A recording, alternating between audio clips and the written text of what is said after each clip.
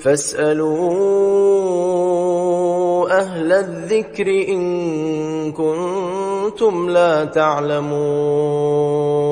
Banyak di antara ikhwah dan akhwat kita pada saat sudah menghadiri pengajian sunnah, mereka masih risih dengan masa lalunya.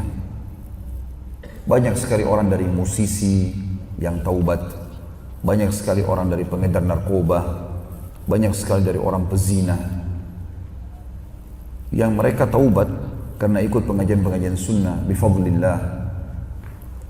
Kemudian mereka risih dengan masa lalunya, sampai sering muncul pertanyaan, Ustaz, apakah saya masih layak mendapatkan pasangan ikhwah yang saleh dari seorang akhwat, atau seorang ikhwah yang saleh seorang ikhwah mengatakan masih layakkah saya menikah dengan seorang akhwat yang salihah sementara masa lalu saya kelam?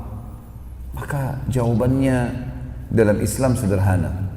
Inilah judulnya, iya, ini aku sekarang. Karena Islam tidak pernah memandang masa lalu seseorang, saudaraku seiman. Masa lalu kelam itu sudah dilupakan oleh Islam. Yang Islam ingin lihat sekarang ke depan. Yang lalu sejahat apapun perbuatan seseorang, selama dia sudah meninggalkannya dan memperbaikinya, Sang Pencipta Allah akan menerimanya. Dan kita akan sebutkan pada pertemuan kita ini akan banyak contoh-contoh dari kalangan nabi-nabi, dari kalangan para sahabat, dari kalangan tabi'in. Orang-orang yang tadinya memang punya tanda kutip hal-hal yang keliru, tapi karena taubat maka Allah subhanahu wa ta'ala menerima taubat tersebut dan memuliakan mereka karena taubat itu. Perubahan performa yang terjadi, saudaraku seiman, penampilan baju, penampilan mungkin kalau ikhwah sudah berjenggot, sudah tidak isbal, akhwatnya mungkin pakai jilbab besar, pakai cadar. Dulunya mungkin beda sekali. Mungkin dulu pakaiannya sangat ya, dianggap kalau sekarang mungkin ya tanda kutip dalam Islam mereka dengan modern ya. Dan dianggap pakaian-pakaian ikhwah sekarang yang dipakai setelah sunnah malah kampungan tanda kutip di sini. Ini semua tidak ada sesuatu yang membuat kita malu. Tidak perlu malu teman-teman sekalian, karena berubah menjadi orang yang lebih saleh dan salehah adalah prestasi. Yang buruk itu kalau kita tetap dalam keadaan kita yang lalu. Maka selalu jadikan kalimat ini, judul buku ini adalah, iya inilah aku sekarang. Kamu berubah ya? Iya inilah aku sekarang. Kamu kok kenapa berubah? Ya beginilah keadaanku sekarang. Kita jawab. Dan tidak ada yang aib di situ. Sehingga memang tidak akan pernah ada masalah yang kita hadapi. Saya sering kasih contoh jemaah di Indonesia dan saya sampaikan kepada teman-teman juga di sini. Kalau seandainya kita pernah punya masa lalu, misal janjian sama teman-teman ke diskotik lah, ke bar lah, segala macam, mabuk-mabukan, berzina, foya-foya, maksiat kepada Allah subhanahu wa ta'ala. Kemudian sekarang sudah kita taubat. Ada sebuah kaidah sederhana dalam hidup teman-teman sekalian. Ini yang saya terapkan dalam hidup saya. Dan saya berharap tentu teman-teman juga bisa menerapkan masalah itu. Kita harus bisa menjelaskan apapun perbuatan kita teman-teman, baik atau buruk. Kenapa kita lakukan dan kenapa tidak kita lakukan. Saya kasih contoh. Kalau kita lagi mau ke masjid, jalan, lalu ada tetangga kita melihat dan bertanya, Pak, mau kemana? Jangan diam teman-teman sekalian. Oh nanti kalau saya jawab saya ke masjid nanti riya. Enggak ada hubungannya sama riya di situ. Kita sedang ditanya. Riya itu kalau antum nggak ditanya lalu jelasin. Tanya orang di kantor, kamu puasa nggak? Kamu puasa? Saya puasa. Nggak ada sesuatu yang memicu. Dia sendiri yang pamer-pamer. Itu riya. Tapi kalau orang bertanya kita nggak bisa nggak jawab. Mau kemana? Mau ke masjid. Kontrol diri. Karena riya hanya bisikan dari syaitan dan semua ibadah pasti dibisikkan riya oleh syaitan. Pasti. Karena riya itu senjata pamungkasnya. Kata Nabi SAW dalam sebuah hadis sahih, al-yasiru minar riya syirk. Sedikit saja riya, sudah cukup syirik itu. Udah batal sholat itu kalau kita riya sedikit pun, gitu kan? Maka setiap kali ibadah pasti riya diorbitkan oleh syaitan dalam diri kita supaya kita terpengaruh. Tapi sederhana, tepis saja. Selama kita tidak mengiyakan maka tidak termasuk riya. Misal contoh, syaitan bisikin kita tuh di sebelah kamu ada atasan, sebelah kamu ada si fulan, sebelah kamu ada. Tapi kita nggak mengiyakan teman-teman sekalian, maka tidak riya. Seperti ibaratnya orang yang lagi nawarin produk, kalau kayak kita di Indonesia ya, kita lagi di lampu merah ada orang jual produk, kita lagi naik mobil, kacanya kita nggak buka, dia mau promosi apapun kita nggak ada masalah. Seperti itu syaitan menawarkan apapun, riya kita nggak ada masalah. Itu orang melihat kamu lagi doa lama, nggak usah pedulikan. A'udzubillahi minasyaitonirrajim. Selama kita tidak iyakan, tidak ada masalah. Jadi kalau kita berbuat satu kebaikan, ditanya, jawab. Nggak ada masalah. Mau kemana? Mau sholat. Mau kemana? Lagi di bandara? Mau umroh. Nggak ada masalah. Seperti kami juga para teman-teman da'i, kalau lagi mau bimbing umroh, Bapak Ibu maaf kami lagi libur pengajian karena saya akan bimbing umroh pada tanggal sekian. Nggak ada hubungannya sama riya ini. Kecuali memang dia niatnya mau riya.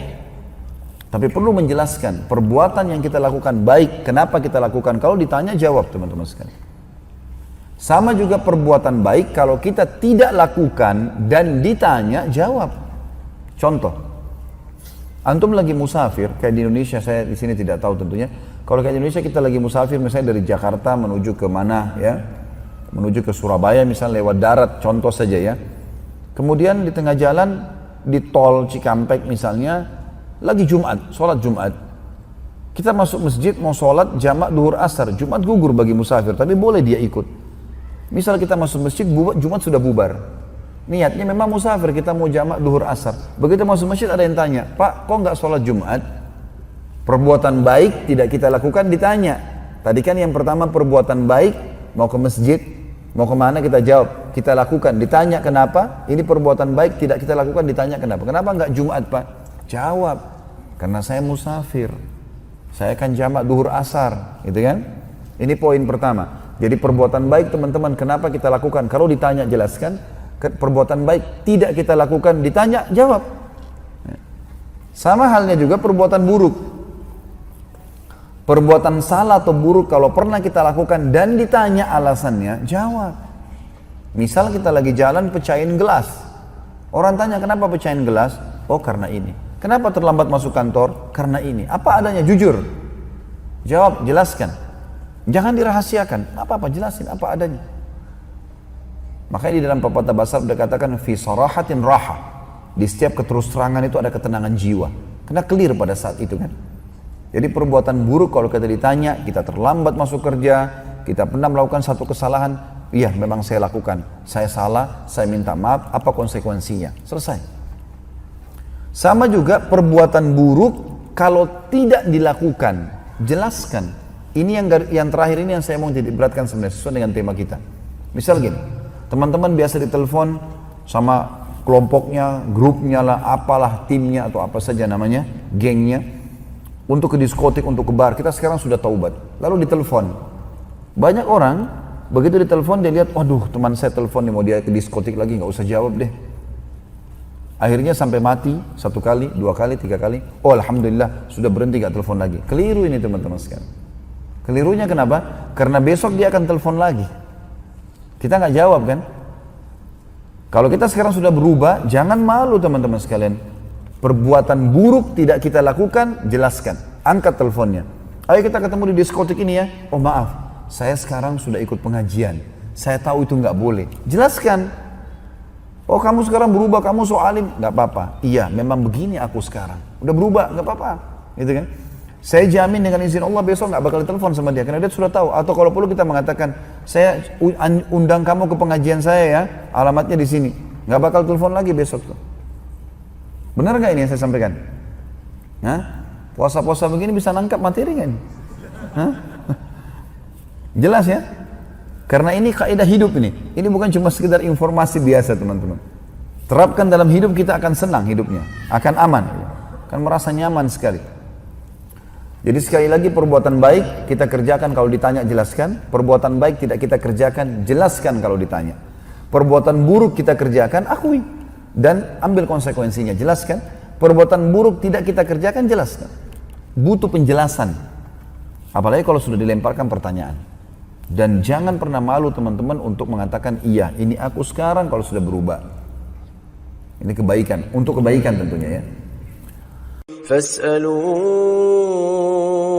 ahla dzikri in kuntum la ta'lamun.